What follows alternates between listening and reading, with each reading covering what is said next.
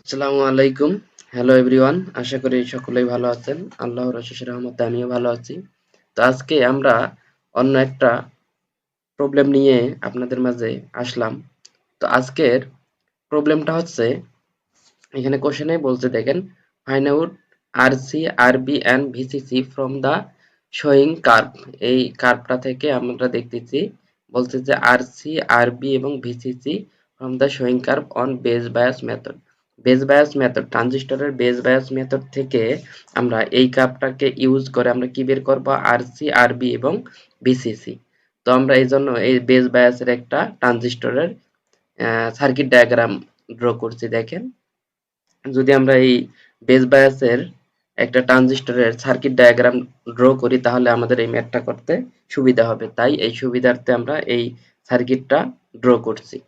আচ্ছা, এখন দেখেন, এই কার্ভটা থেকে আমরা কিছু মান বা তথ্য পেয়ে যাব। দেখেন এখানে আইবি বেস কারেন্টের মান দেওয়া আছে, ঠিক আছে। আচ্ছা, তারপর কি কি মান দেওয়া আছে আমরা এটা পরে অবজারভেশন করব বা দেখব। দেখেন, তো এই যে বেস বায়াস মেথড বা ট্রানজিস্টরের বেস বায়াস মেথডটা যে সার্কিট ডায়াগ্রাম আছে, এটা থেকে আমরা আউটপুটে যদি লুপ নেই তাহলে এই সমীকরণটা পেয়ে যাব। তো দেখেন, আউটপুটে কি সাপ্লাই ভোল্টেজ কি ভিসিসি, এইখানে কিছু ড্রপ হবে আইসি আরসি, সেটাই লিখছি। দেখেন আইসি গণন আরসি প্লাস এই যে এটা হচ্ছে কালেক্টর পয়েন্ট, এটা হচ্ছে ইমিটার পয়েন্ট। তো কালেক্টর এবং ইমিটার পয়েন্টে যে ভোল্টেজটা ড্রপ হবে সেটা ভিসিই। তো সেটাই আমরা দেখেন এখানে লিখছি, এটা ১ নং ইকুয়েশন দিছি। আচ্ছা, এখন আমাদের শর্ত হচ্ছে এই কার্ভটাকে ইউজ করে আমাদের আরসি আরবি এবং ভিসিসি এর মান বের করতে হবে। আচ্ছা, তো আমরা এই কার্ভটা দেখতেছি। এখন এই কার্ভটায় দেখেন, আমরা যখন আইসি ইকুয়াল 0 বসাবো, আইসি 0 কোথায়, এই পয়েন্টে। এই পয়েন্টে হচ্ছে আমাদের আইসি। দেখেন উলম্ব বরাবর কি আইসি, মান আছে মিলি অ্যাম্পিয়ারে, এবং ভূমি বরাবর ভিসিই। আচ্ছা, এটা এক্স এক্সিসে কি ভিসিই এর মান থাকবে ভোল্টেজে। এখন এক্স এক্সিস এর ওপর ওয়াই এর মান যে কোনো, এক্স এক্সিস এর যে কোনো পয়েন্টে ওয়াই এর মান কি 0।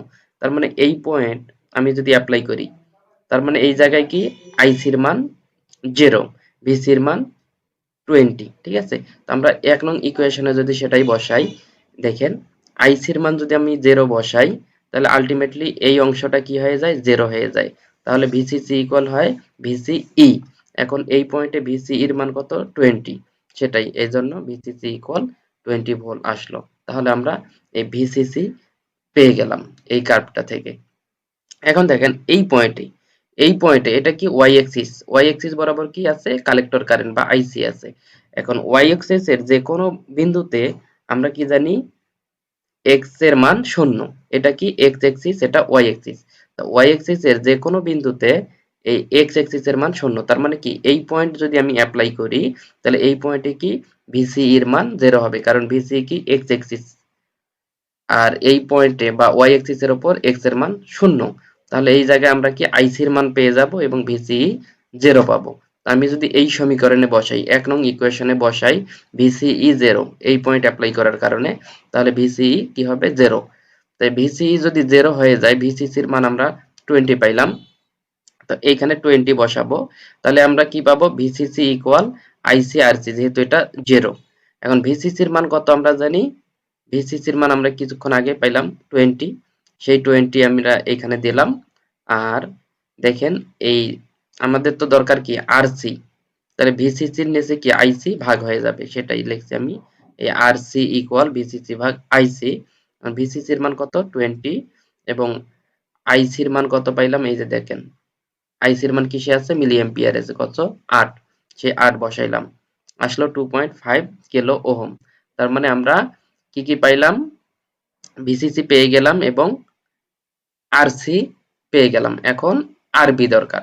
এখন আরবি কিভাবে আমি বের করব, দেখেন আরবি যদি আমি ইনপুটে লুপ নেই, ভিসিসি ইকুয়াল আর, এই ইনপুটে যদি আমি লুপ নেই, তার মানে এই দিকে যদি আমি লুপ নেই তাহলে কি হবে, ভিসিসি ইকুয়াল মানে সাপ্লাই ভোল্টেজ ইকুয়াল এখানে কিছু ড্রপ হবে এবং অবশিষ্ট ড্রপ, এটা হচ্ছে বেজ, ঠিক আছে, এটা হচ্ছে বেজ, আর এটা হচ্ছে কি ইমিটার, এই পয়েন্টটার নাম হচ্ছে ইমিটার।